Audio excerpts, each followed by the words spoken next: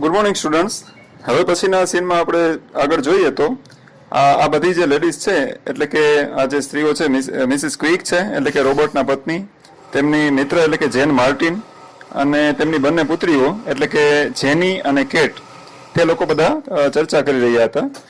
તેમનો ચર્ચાનો વિષય કે એ હતો કે 15 વર્ષનો એક છોકરાએ પોતાના જ ઘરમાં ચોરી કરી અને તે પોતે કાર ચલાવીને નાસી ગયો હતો. એ વિષય પર તેઓ વાતચીત કરી રહ્યા હતા.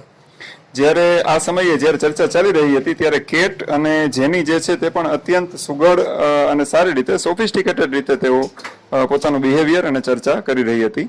અગાઉ તે લોકોએ જે રીતે ધમાલ અને જે કરી હતી, તોફાન કર્યા હતા, એવું તેમનું વર્તન અત્યારે જણાઈ પર જણાતું ન હતું.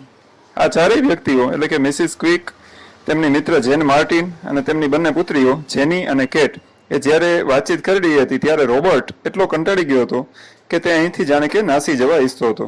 સ્ટુડન્ટ્સ, આપ જોઈ શકો છો કે આપણા પેજ નંબર 26 પર એસ્કેપ શબ્દનો યુઝ થયેલો છે. એસ્કેપ એટલે પલાયન, નાસી જવું.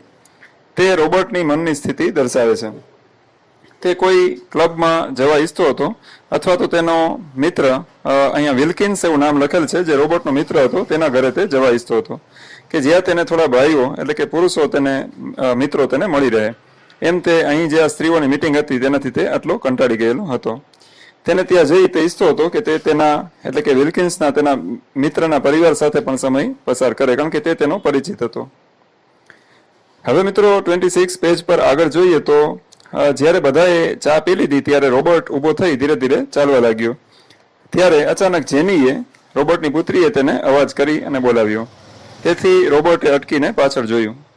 ત્યારે જેનીએ કહ્યું કે તે તેને ચહેરા પર થયેલો જે ઘાવ છે, તેને ઈજા, એ તે તપાસવા ઈચ્છે છે. જુઓ સ્ટુડન્ટ્સ, મેં પેજ 26ના જે નેક્સ્ટ હાફ છે તેના પર પેન્સિલથી કોર્ડન કરેલું છે.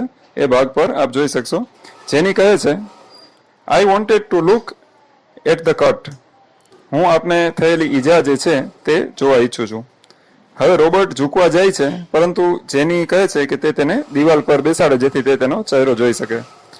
રોબર્ટ તેને ગાર્ડનની દિવાલ પર બેસાડે છે અને રોબર્ટના ચહેરાની ઈજા તરફ જોઈ અને જેની કહે છે કે તે એ જોવા માંગતી હતી કે તેના ચહેરા પર જે ઈજા છે તેના પર પ્લાસ્ટર એટલે કે જે પાટો છે, બેન્ડેડ છે, તે બરાબર લાગ્યું છે કે નહીં. તે બરાબર લાગ્યું હતું. તેની ઈજા પર બરાબર પાટો લાગ્યો હતો. અત્યારે જેનીનો જે મનોભાવ છે, તેનું મનનું જે વલણ છે, તેની જે માનસિકતા છે, એ રોબર્ટ તેનો પિતા જે છે તે જરા પણ સમજી શકતો નથી. જુઓ સ્ટુડન્ટ્સ, હવે આપણે પેજ નંબર 27 જોઈએ. હવે જેની માત્ર ગુડ બાય કહી અને દિવાલ પરથી તે નીચે કૂદી અને દોડીને જતી રહે છે. અહીં આપણને પિતા અને પુત્રી વચ્ચેનું કોમ્યુનિકેશન ગેપ એટલે કે વાતચીતનો અભાવ જે છે તે આપણને ધ્યાનમાં આવે છે. The man walked slowly towards the club. The man એટલે રોબર્ટ. રોબર્ટ ધીરે ધીરે ચાલીને ક્લબ તરફ જાય છે. તે વિચારે છે, not quite a game. Not quite a game. આ જરા પણ કંઈ રમત જેવું નથી. મતલબ આ કોઈ હળવો કે સામાન્ય મુદ્દો નથી. આ એક સિરિયસ બાબત છે કે તે પિતા અને પુત્રી વચ્ચે કોમ્યુનિકેશન ગેપ એટલે કે વિચારોની આપલેનો તદ્દન અભાવ છે. Not for half a second. Robert વિચારે છે, not for half a second. માત્ર એક સેકન્ડ માટે પણ આ કોઈ રમત નથી. આ કોમ્યુનિકેશન ગેપ જે છે અથવા પિતા પ્રત્યેના વર્તનમાં જે તેમની પુત્રીઓનો આવેલો બદલાવ છે, જે ફેરફાર છે, એ કોઈ હળવી કે સામાન્ય વાત નથી. તે it is a serious topic. એ એક ગંભીર મુદ્દો છે. રોબર્ટને તેના સંતાનો સાથે એડજસ્ટ થવામાં જે વિચિત્રતા લાગે છે અથવા અનકમ્ફર્ટેબલ લાગે છે, તે વિદ્યાર્થીઓ અહીં આપણે એ બાબત પર ધ્યાન દેવાનું છે. ઓકે, હવે રોબર્ટ વિચારે છે કે તેના સંતાનો જે છે હવે કોઈ નાના બાળકો નથી, પરંતુ હવે તેઓ મેચ્યુઅર છે, તેઓ પુખ્ત વયના વ્યક્તિઓ છે. અને એક બાબત ચોક્કસ વાસ્તવિકતા છે અને આ બાબતને રોબર્ટે સ્વીકારવી જ રહી. રોબર્ટના મનમાં તેની પુત્રીઓ કેટ અને જેની વિશે નાના બાળકો તરીકેની જે માનસ છબી એટલે કે જે તેના મનમાં ઇમ્પ્રેશન હતી, જે છાપ હતી, તે હવે તેઓ નથી. એ હવે રોબર્ટે સ્વીકારવું જ રહ્યું. તે હવે સ્વતંત્ર વિચારો ધરાવનારી વ્યક્તિઓ છે. આગળ જોઈએ તો, she is growing up and so I am. આ સેન્ટેન્સ રોબર્ટ તેના મનમાં વિચારે છે. શી is growing up and so આઈ એમ. તેની પુખ્ત વયની વ્યક્તિ બની રહી છે અને સો આઈ એમ એટલે તેવી જ રીતે હું પોતે પણ. તે અહીં કહેવા માંગે છે કે તે પોતે પણ હવે પહેલા કરતા વધારે સમજદાર અને વધારે એક પીઢ વ્યક્તિ હવે તે બની રહ્યો છે. સ્ટુડન્ટ્સ, ઇંગ્લિશમાં એક પ્રોવર્બ છે એટલે કે એક કહેવત છે જે કદાચ આપણે સાંભળી હશે. અ father is born when a child is Born. A father is born when a child is Born. જ્યારે સંતાનનો જન્મ થાય છે ત્યારે તેના પિતાનો પણ જન્મ થાય છે.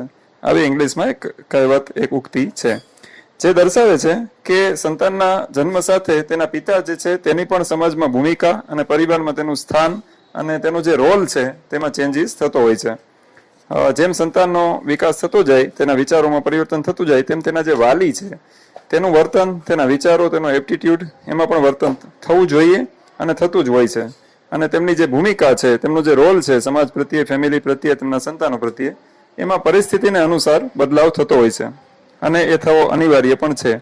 તો જ એ પરિવારમાં સંતુલન અને જેને આપણે હાર્મોની કહીએ કે સંવાદિતા, એ તો જ જળવાઈ રહે. અને જો સંતાનોને વિશે તેના માતા પિતા છે માત્ર તે નાના બાળકો છે અને સતત ઓબિડિયન્ટ હોય, આ જ પ્રકારનું અને પોતાનું અપેક્ષિત વર્તન કરે તેવી જ જો માનસિકતા અથવા અપેક્ષા રાખે તો તેમની સાથે તેઓ એડજસ્ટ થઈ શકતા હોતા નથી. સ્ટુડન્ટ્સ, આપણે એ પણ આપણા પરીક્ષાને અનુલક્ષીને નોંધ કરવી જોઈએ કે આપણું જે આ સ્ટોરીનું ટાઇટલ છે ગ્રોઈંગ અપ, એ ટાઇટલ માત્ર સંતાનો કે કેટ અને જેની માટે જ નથી, પરંતુ આ ટાઇટલ જે ગ્રોઈંગ અપ છે તે તેના વાલી રોબર્ટને પણ, કે રોબર્ટનું કઈ રીતે ગ્રોઈંગ અપ એટલે તેનો પણ કઈ રીતે ઉછેર થાય છે એક વાલી તરીકે, તેનામાં મેચ્યુઆરિટી, પુખ્તતા અને પીઢ વ્યક્તિત્વનો કઈ રીતે વિકાસ થાય છે એ બાબત પણ અહીં ઘણી મહત્વની છે. ધન્યવાદ. ઠીક છે તો પૂરું થઈ શું થયું?